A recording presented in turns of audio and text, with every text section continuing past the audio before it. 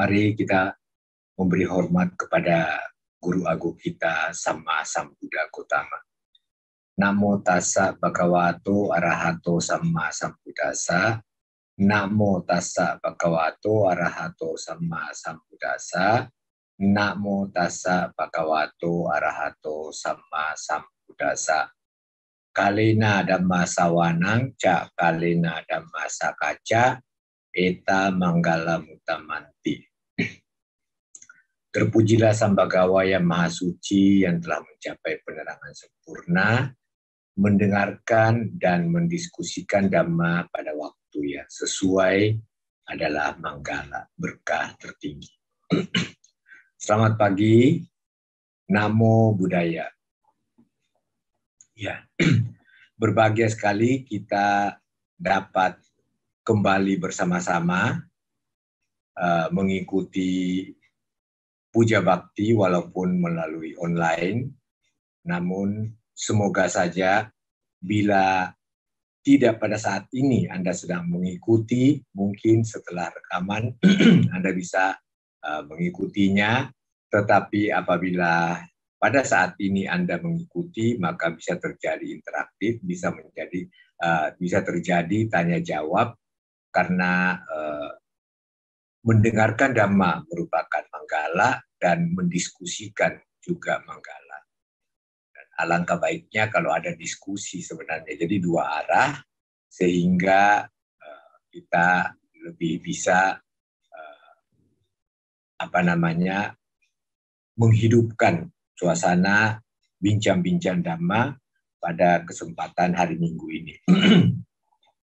Topik yang tadi disampaikan oleh pemimpin puja adalah ada istilah atau ada kata-kata yang mengatakan bahwa yang kaya akan semakin kaya, yang miskin makin miskin. Nah, apakah Anda setuju dengan pernyataan yang membuat kalimat ini? Tentunya, nah ini makanya diperlukan sebenarnya adalah interaktif dua arah, sehingga ditanya, apakah Anda setuju dengan kalimat ini? Ya. Kalau Anda setuju, mengapa Anda setuju? Itu kalau diskusi demikian ya. Nah, saya akan membicarakan atau kita diskusikan bersama tentang kalimat tersebut bahwa yang kaya makin kaya, yang miskin makin miskin. Kita lihat dari sudut pandang Dhamma tentu saja, bahwa apakah hal ini ada benarnya, gitu. Dan apakah hal ini ada ketidaktepatan daripada kata-kata ini. Ya, jadi ada benarnya, pasti benar, tentu saja tidak demikian. Ya, tetapi apakah ada benarnya dari sudut pandang Dhamma? Nah, ini yang kita diskusikan bersama-sama, bahwa apabila orang yang sudah kaya ya akan berpotensi atau mempunyai potensi, mempunyai kesempatan untuk semakin kaya. Gitu. Jadi misalnya kita bicara tentang kaya di sini dalam pengertian bahwa banyak ya, berlebih ya. Jadi kalau kita mau mengatakan bahwa kaya itu dalam hal materi, otomatis di sini diartikan bahwa materinya itu banyak. Gitu. Bagaimana dengan kekayaan batin? Ya, batinnya itu kaya dengan sesuatu yang positif atau sesuatu yang negatif. Jadi kalau misalnya kita bicara soal batin, kalau batin seseorang itu kaya dengan cinta kasih, maka kebencian tidak mungkin akan hadir. Kalau bicara soal kekayaan batin, ya. Jadi, tetapi kekayaan batin atau kemiskinan batin itu tidak mudah untuk diketahui oleh orang lain. Kita sendiri yang mengetahui bahwa apakah saya itu saat ini atau kemarin itu lebih banyak cinta kasihnya atau lebih banyak kebenciannya, keiri hatiannya. Kita yang mengetahui hal itu, bukan orang lain yang dapat memberikan penilaian, dan itu tidak penting sama sekali. Jadi kita mengoreksi diri kita sendiri, apakah saat ini atau saat yang lalu saya lebih banyak mempunyai rasa cinta kasih, kedermawanan, atau hal-hal yang positif dibanding hal-hal yang negatif. Karena dua hal ini tidak mungkin muncul bersamaan. Pada saat Anda penuh dengan kebencian, cinta kasih terpendam. Dia di bawah. Tidak mungkin muncul bersama-sama. Pada saat Anda mempunyai cinta kasih ya terhadap anak, terhadap keluarga, terhadap siapapun juga, maka kebencian otomatis akan terpendam ke bawah. Belum hilang, tapi dia terpendam. Itu kalau soal batin. Ya. Kalau soal materi, itu lebih mudah untuk dilihat, dinilai oleh orang. Ya. Bahwa yang punya satu mobil dengan yang punya 12 mobil, jelas yang punya 12 mobil lebih banyak, berarti lebih kaya. Mendapatkannya dengan cara apa itu hal lain. Ya. Dengan cara kredit, dengan cara ngerampok, atau apapun juga, itu hal yang lain, bukan itu yang mau kita bahas. Kita mengatakan bahwa yang mempunyai satu mobil atau yang tidak mempunyai mobil dibanding dengan yang mempunyai mobil 30, yang punya rumah satu tapi masih kontrak atau masih kos-kosan dibanding dengan yang punya tanah sekian ribu hektar, pastilah kita sebut sebagai tuan tanah bagi yang banyak tanahnya atau yang banyak rumahnya. Dan itu dikategorikan sebagai kaya materi. Ya. Nah, apakah yang sudah keadaannya sekarang ini sudah kaya dengan materi, berpotensi atau dengan mudah akan semakin kaya? Tentu saja iya. Ya. Karena dengan mempunyai modal yang besar, maka untuk mencoba bisnis apapun juga akan lebih mudah dibanding orang yang tidak punya modal sama sekali. Untuk memulai usaha itu akan semakin susah. Ya. Jadi kalau orang yang sudah mempunyai ratusan atau puluhan M, untuk mencoba bisnis apapun juga itu lebih mudah. Ya. Gagal pun nggak apa-apa, masih banyak kok duitnya. Tapi kalau yang punya modal cuma 1-2 juta, mau mencoba buka gerobak pisang goreng, ini susahnya minta ampun. Kalau salah, maka dia akan habis. Gitu. Jadi kita lihat bahwa dengan banyaknya uang, ya, akan lebih mudah untuk melipat gandakan lagi. Itu yang pertama.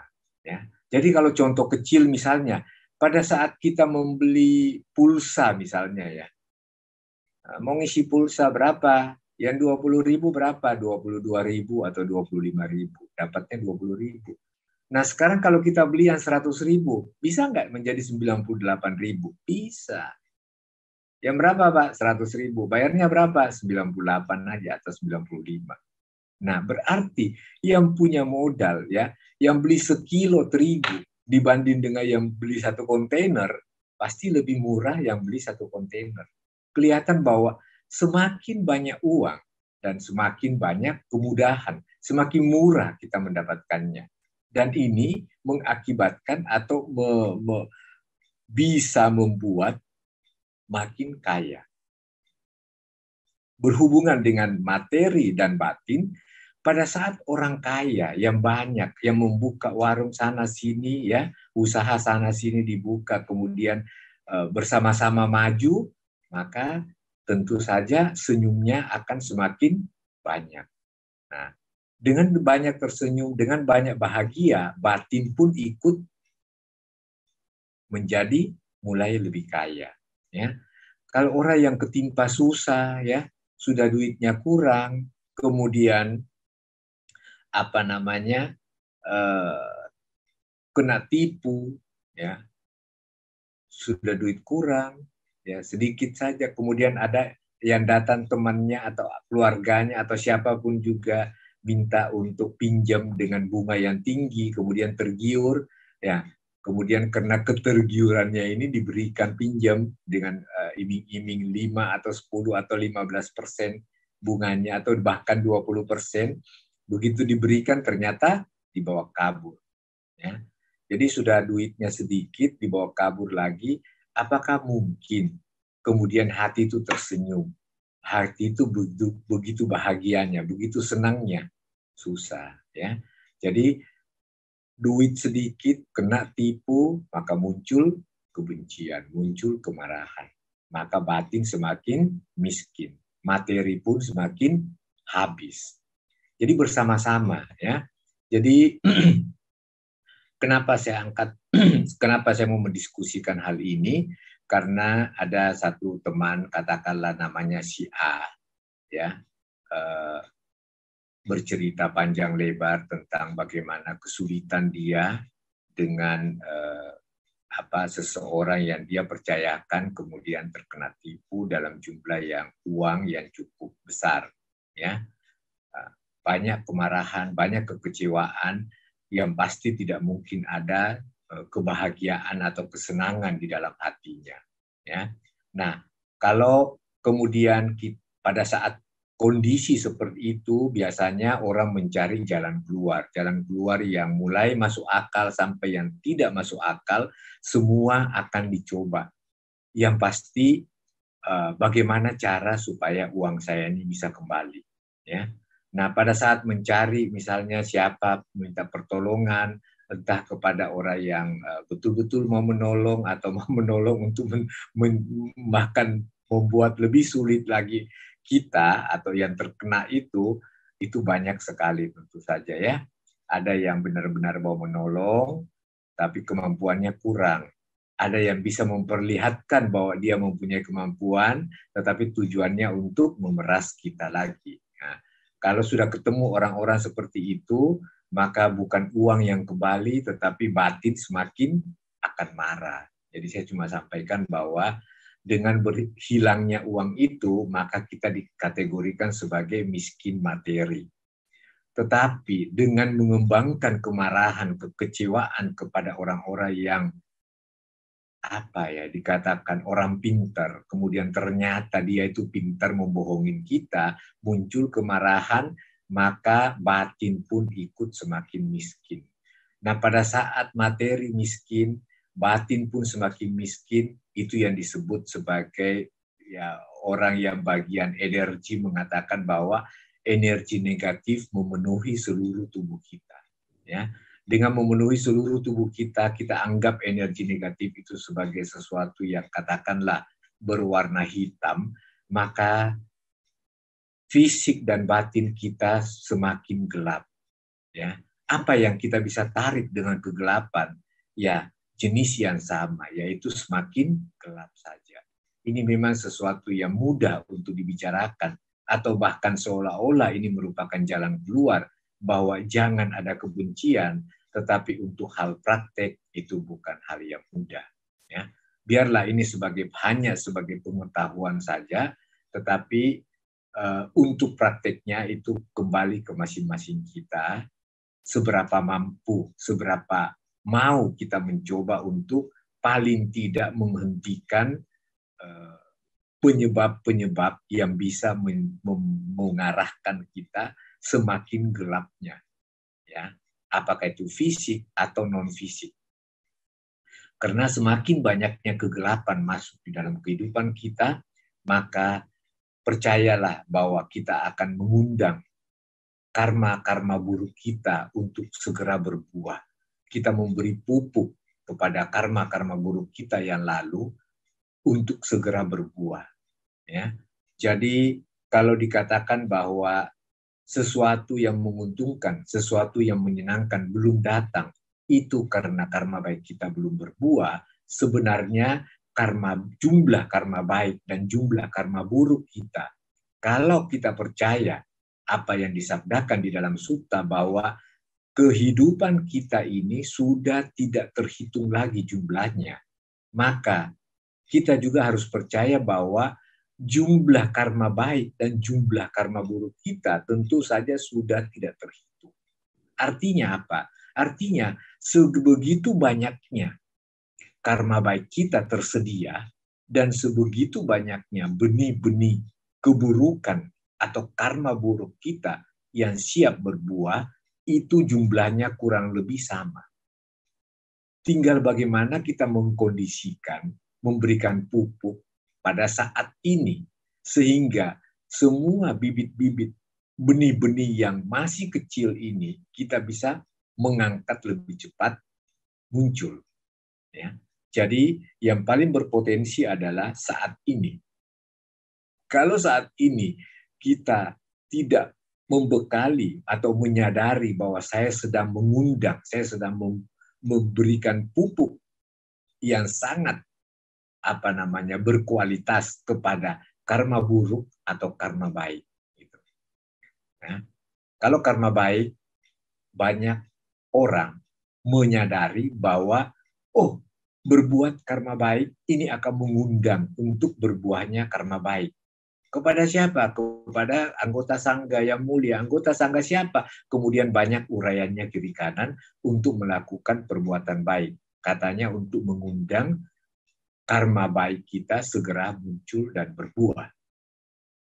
Tetapi pada saat yang sama, kalau kita juga pada saat yang sama melakukan tanpa sadar, benih-benih yang buruk juga tetap tidak dihentikan, maka ini menurut Ajahn Chah, salah satu guru meditasi Thailand, ya, buku yang mengatakan bahwa pada saat Anda berbuat baik dan Anda juga belum menghentikan perbuatan-perbuatan buruk yang kasar tentu saja, maka ini bagaikan Anda mengisi gelas itu dengan air bening, ya, air mineral, atau bahkan air yang sangat nikmat. Itu adalah karma baik. Dan Anda juga ada isinya di dalam itu kekotoran-kekotoran. Ya, apakah itu kencing, apakah itu yang lainnya, tinja atau apa. Nah, pertanyaannya apakah ini bisa dimanfaatkan isi gelas itu? Tidak bisa. Ya. Jadi kita harus mengerti dua-duanya antara perbuatan baik. Banyak orang sibuk melakukan perbuatan baik, tetapi belum mampu untuk menghentikan hal-hal yang buruk, hal-hal yang kasar. Ya, artinya perbuatan-perbuatan buruk yang kasar. Ya, jadi kalau misalnya kekotoran batin yang halus, tentu saja tidak semudah itu untuk kita bersihkan atau hentikan. Tetapi untuk hal-hal yang kasar, ini mudah. Ini lebih di dalam genggaman kita untuk bisa menyetop. Ya, yang halus bukan urusan kita. Nah, jadi kalau berbicara tentang apakah benar yang kaya semakin kaya, yang miskin semakin miskin, ada benarnya. Lalu di mana kesalahannya? Apakah ada hal negatif dengan mempercayai hal ini? Tentu saja ada. Jangankan kalimat ini, bahkan di dalam sutta sekalipun, ya, bahkan sabda Sang Buddha sekalipun, apakah 100% benar atau bisa salah? Bagi saya, bahwa hal itu bisa saja tidak tepat. Jadi bukan salah, tetapi tidak tepat. Yang kaya semakin kaya, yang miskin semakin miskin. Kalau ini sangat dipercaya, tanpa uraian panjang lebar, kalimat ini dipercaya oleh orang miskin, maka otomatis dia mempertahankan kemiskinannya. Tanpa dia sadari. Karena dia benarkan, dia pastikan bahwa, oh ya memang begitu. Padahal ini hanya untuk menutupi kekurangan dia, kekurangan berusaha, kekurangan pengetahuan, untuk mengubah dari miskin menjadi kaya. Tetapi untuk menutupi semua kekurangan ini, kadang-kadang orang miskin itu percaya atau mengambil kata-kata ini untuk menghibur dirinya sendiri. Bahwa memang benar. Makanya saya ini miskin. Makanya saya, kalaupun tidak semakin miskin, tetap saja miskin. Sudah bagus, saya tetap miskin. Harusnya semakin miskin. Seperti kata kalimat bijak itu. Ya, dia mengatakan kalimat bijak tanpa mengetahui bagaimana, apa maksud daripada kalimat ini. Ya. Nah, ini menjadi tidak bermanfaat untuk orang miskin dengan mempercayai hal ini. Kalau orang kaya mempercayai hal ini, maka dia akan mengundang kekayaan lebih banyak. Orang kaya akan semakin kaya. Orang kaya di sini yang dimaksud adalah banyak materi dan hatinya banyak kesenangan. Dan saya adalah orangnya itu. Saya adalah orang yang akan semakin kaya semakin hari. Nah, ini mengundang semua hal-hal positif mendekat dalam kehidupannya. Dan ini tentu saja sangat bermanfaat. Ya. Itu kata-kata yang tidak kita temukan di dalam sutta bahwa yang kaya semakin kaya, yang miskin semakin miskin. Coba kita lihat satu kalimat, satu pernyataan dari Buddha bahwa ada dua orang yang tidak dapat dibalas jasa kebajikannya. Siapa kedua orang itu? Adalah ayah dan ibu kandung Anda. Itulah dua orang yang tidak dapat Anda balas kebajikannya, kecuali beberapa hal yang tentu saja di sini dikatakan bahwa semua hal itu bahwa memperkenalkan Dhamma, membuat dari kekikiran menjadi orang yang murah hati dan seterusnya, yang tidak bijaksana menjadi bijaksana. Ya. Nah, semua ini Sang Buddha maksud bahwa bukan hanya menyampaikan secara teori, tetapi anak ini sendiri sudah bijaksana, ya, artinya sudah Arya, ya, karena dia sudah melihat Dhamma dan dia menyampaikan kepada orang tuanya percaya hal itu, dia mengubah dirinya sendiri. Ini bukan saja sudah membalas, anak ini sudah membalas jasa kebajikan orang tua, bahkan lebih, kata Buddha. Ya. Ini adalah hal yang sangat-sangat benar, tidak terbantahkan. Tetapi hal ini juga akan membawa hal negatif. Bagi siapa? Bagi orang tua. Kalau saya sebagai orang tua memegang sabda Buddha ini sebagai kebenaran yang tanpa mengerti secara tepat apa yang Buddha maksud dengan pernyataan ini. Kemudian saya muncul sepertinya tuntutan. Saya menuntut kepada anak, ya. Nak, kamu walaupun berikan satu dunia ini, bukan satu Indonesia, kamu berikan satu dunia ini, saya menguasai, jasa saya terhadap kamu itu belum selesai. Nah, negatif nggak ini pikiran? Negatif. Ini adalah tuntutan. Dia mempelajari ajaran Buddha dengan salah. Buddha mengatakan bagaikan ular Anda pegang buntutnya. Dia akan berbalik dan mematok Anda. Sama dengan ini. Dengan salah dalam pandangan atas ajaran Sang Buddha, kemudian kita sampaikan kepada anak. Ya.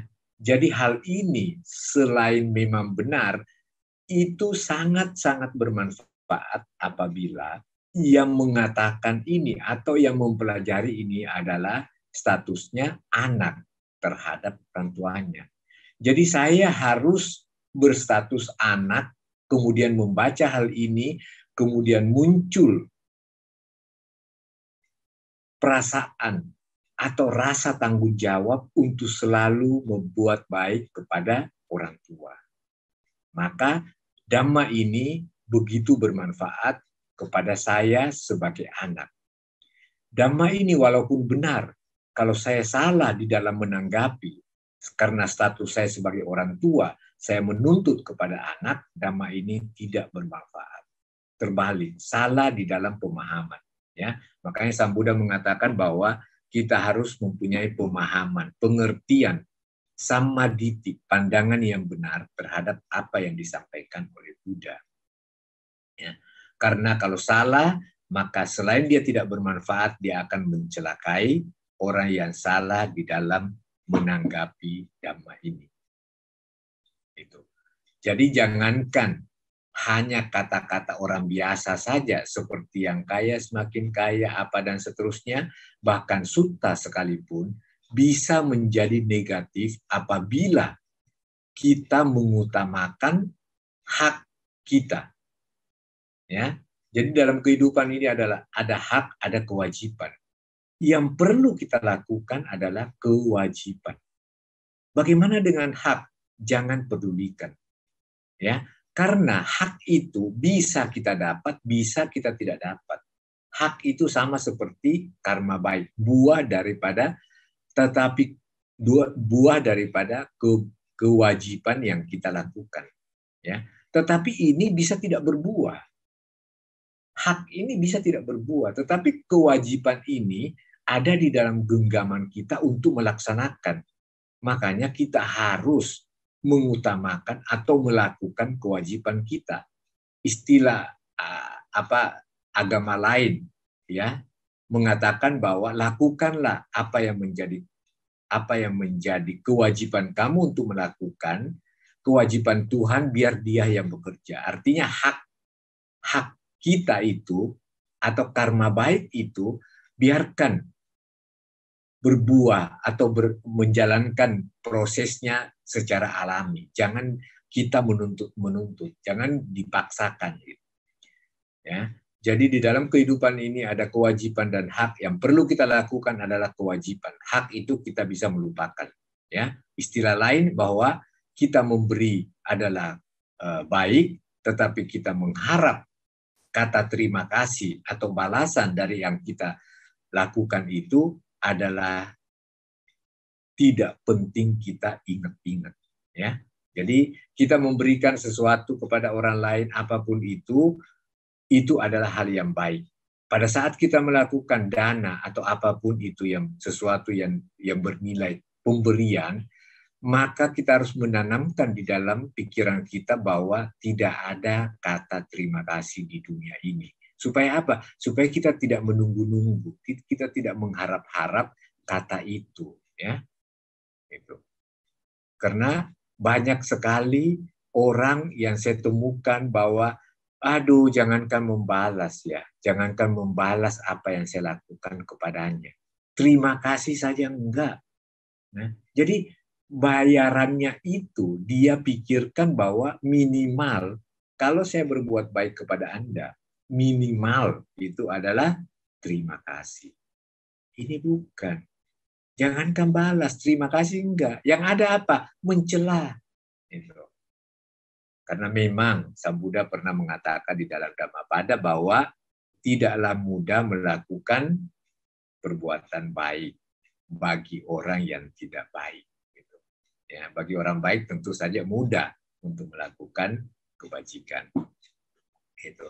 Karena memang tidak mudah, Sang Buddha juga melihat bahwa tidak mudah, maka sebelum kita melakukan perbuatan baik adalah sangat saya sendiri ya. Saya sendiri selalu menyarankan diri saya untuk selalu mengerti lebih banyak apa itu kebajikan, apa itu berdana. Supaya pada saat saya berdana, saya tidak akan jatuh ke dalam pandangan salah. Ya, dengan mengharapkan pujian, dengan menghindari celaan. Itu. Karena kalau belum kita bisa atasi hal ini, maka jangan coba-coba bermain-main dengan perbuatan baik gitu ya. Jadi listrik itu misalnya adalah sesuatu yang bermanfaat untuk kehidupan manusia, tapi kalau kita tidak mempunyai pengetahuan tentang kelistrikan, maka yang ada kita bisa hangus terbakar oleh listrik. Jadi demikian pula dengan kebajikan. Kita berlomba-lomba ingin berbuat kebajikan. Salah satu contoh yang paling umum di dunia keagamaan adalah berdana.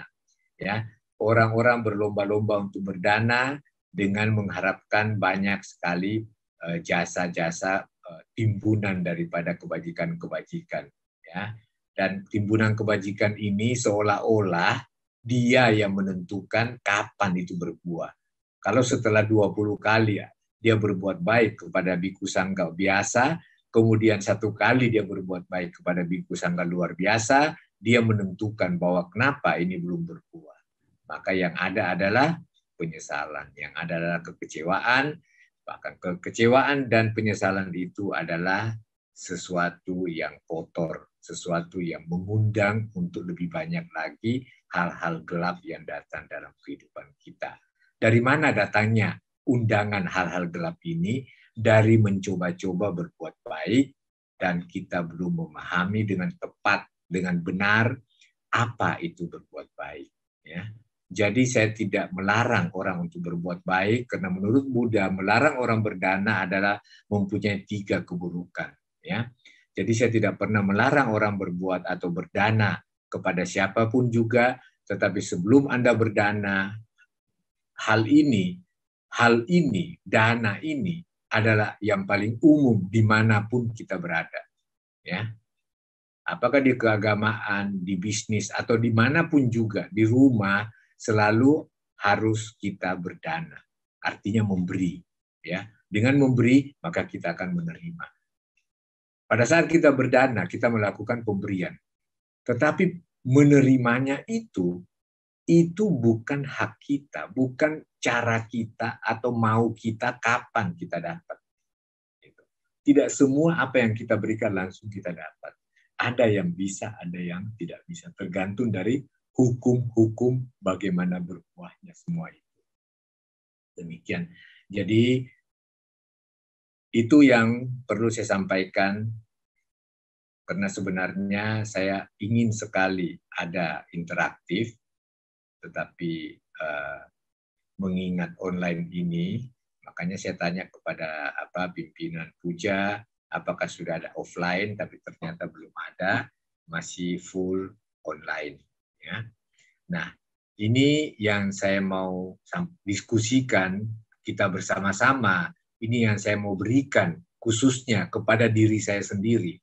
Karena pada saat saya mengucapkan ini, yang paling dekat mendengar adalah telinga saya. Jadi saya mengucapkan, kemudian masuk ke telinga saya kemudian membahas, menguraikan sendiri. Mudah-mudahan dengan demikian saya semakin menyadari, jadi bisa lebih berusaha untuk mengerti apa yang Dhamma yang Sang Buddha sampaikan. Ya. Demikian topik pembahasan pada saat yang baik ini tentang bagaimana mungkin orang kaya semakin kaya, yang miskin akan semakin miskin.